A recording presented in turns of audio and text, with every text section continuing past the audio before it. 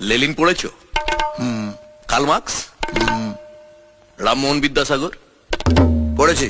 তারা নিশ্চয়ই জানো ওরা কি করেছে। পারো না তোদের রেকর্ড ভাঙতে? পারবে? এই যে এসে যেটা লাফড়া করলে, পার্টির ছেলে হলে তো কিছু হতো না, কিন্তু তুমি পার্টির ছেলে নও। পার্টির ছেলে না হলে কি হবে? কিচ্ছু হবে না যদি আমি তোমার কাঁধে হাতটা রাখি। আমার জয়বাবু অবিনাশ মুখার্জি বিরাট ক্ষমতা, হেভি পাওয়ার, পায়খানায় তো হাত ঢিল্লিতে। যতদিন না তোমার উপর জামাইবাবু স্ট্যাম্পটা পড়ছে, ততদিন পুলিশ তোমার পেছনে দৌড়বে, পার্টি ছেলেরা তোমার পেছনে দৌড়বে।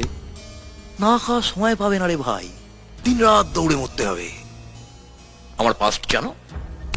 সিনেমার টিকিট ব্ল্যাক করতাম, ব্ল্যাকার উঠতে বসতে পুলিশের ঠেঙানি খেয়েছি। তারপর যেই জামাইবাবু এমএলএ হলো, আমিও দলে বেড়ে গেলাম জোরে। তা এখন উঠতে বসতে পুলিশকে ধাঁধালি দিচ্ছি।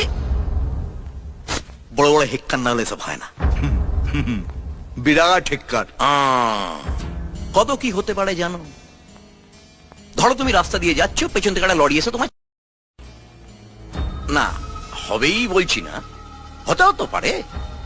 বা ধরো তুমি নাসিরের দোকানে বসে চা খাচ্ছ, পাশে একটা ছেলে এসে বসলো, মাথায় থেকে ঘোড়াটা টেনে দিল। হবেই বলছি না, হতেও তো পারে। বিরাট খেলা, সাপ লুডো। কে কখন মইবে উপরে উঠে যাবে, কে কখন সাপের মুখে পড়বে কেউ জানে না। না লেলিন, না মার্কস, না রামমোহন বিদ্যাসাগর। তাই ওদের মতবাদের সঙ্গে আমার মতবাদটা মেলে না। আমার মতবাদ আলাদা। চারানার কীর্তন, বারোয়ানার দক্ষিণা। বোঝা গেল? দক্ষিণার ব্যাপারে পরে আসছি, আগে কীর্তনটা বলি। এই কলোনিটা তলে তলে বিক্রি হয়ে গেছে, এখানে ফ্যাক্টরি হবে, এদের উচ্ছেদ করার সময় লাফড়া হবে, সেটা তুমি সামলাবে, পার্টি সামনে আসবে না।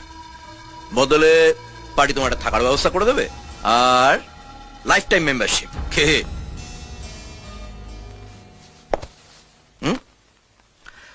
আপনার কীর্তন তো শুনলাম, এবার আমার কীর্তনটা শুনুন। ধরুন আপনি সকালবেলায় কীর্তন গাইতে বেরিয়েছেন, হঠাৎ একজন আপনার পাছায় ক্যাট করে একটা লাথি মারলো, আর আপনি সোজা গিয়ে গুয়ের ডোবায় ঢাপ করে পড়লেন। না না, হবে বলছি না, হতে পারে।